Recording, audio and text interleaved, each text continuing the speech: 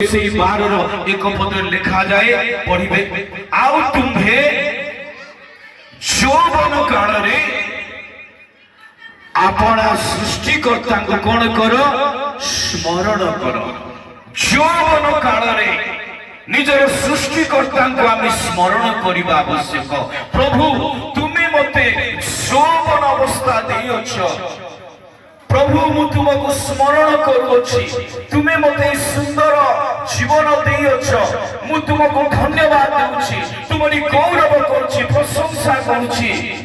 ए यौवन काल रे प्रभु को पाए निजको व्यवहार करबा आवश्यक। स्मरण कर माने कोन मने पके केमिति भाबरे प्रभु को पाए निजको व्यवहार करी केवल मने पकई देले हेबो नाही। ए यौवन काल रे प्रभु को पाए निजको व्यवहार करबा हेबो। प्रभु को सेवा करिबारे प्रभु को आराधना करिबारे प्रभु को निकट रे प्रार्थना करिबारे बाइबल पढिबारे गीत प्रभु को गाइबारे प्रभु को आ वर्शिप करिबारे ई समस्त द्वारा हमें प्रभु को स्मरण करि पारिबा।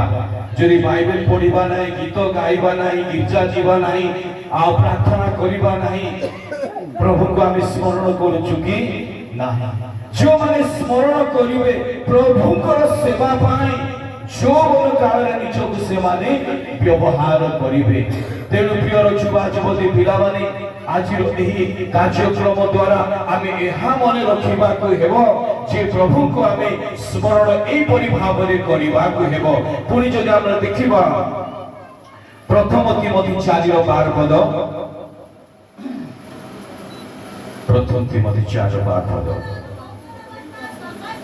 तुम्हर यौवन अवस्था सकाशे केही तुम्हको तुच्छ न करो। प्रभु जेते बेले यौवन अवस्था देउछंती यौवन अवस्था रे लोक माने काहे कि तुच्छ करंती आमानकर आचार व्यवहार कार्य कलाप जदि भलो नथिबो लोक माने निश्चित भाव रे तुच्छ करिवे भलो पाइबे नाही लोक माने हम जीवन रे पसंद करिवे नाही। जामानकर यौवन अवस्था को आमे ठीक भाव रे प्रभु को पाई व्यवहार न करिबा सकाशु लोक माने तुच्छ करिवे ही करिवे। तेणु वाक्य रे अति स्पष्ट देखा जाय तुमरो